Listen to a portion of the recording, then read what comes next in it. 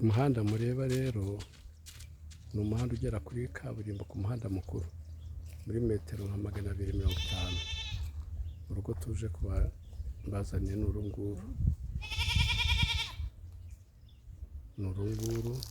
Uyu muhanda uruzengurukaho uba ufite imodoka aho washyira amarembo hose. Ubutaka bwabwo rero ni ubungubu. Inzu irimo ni iyi ngiyi n'indi iri inyuma, ariko tuje kureba ubutaka. Ufite miliyoni 37 wanshaka, ariko icyo giciro si ihame twavugana. Uru rugo rwose n'ubu butaka burimo, ubu butaka bwose burimo kugera kuri uru rugo, n'ubu butaka bwose kugera hariya inyuma n'urwo rugo rwose.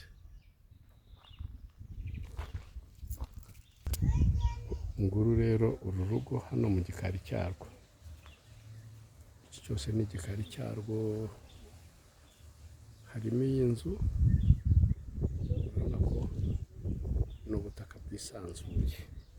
Wowe ufite gahunda rero, telefone yacu 0782403395. Ubu ni urugo hano mo imbere, ndaje mberekera ubundi butaka inyuma. Indi nzu irimo rero ni iyi ngiyi,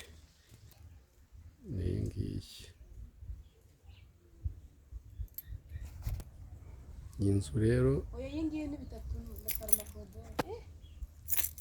iyi nzu rero ni icyumba na salo, murabona ko ari imiryango ibiri. Naho iyi nzu nini ni ibyumba 3 na salo na koridoro. Ubu ni ubutaka bwose bw'uru rugo. Ndaje mbereke n'ubundi butaka buri inyuma. Hari buriya buri haruguru y'urugo, ndaje mbereke n'ubundi buri inyuma y'urugo. Wowe ufite gahunda rero, ubu ni ubundi butaka rero nakubwiraga ko buri inyuma. Ubu butaka bwose nabwo buri kumwe n'uru rugo.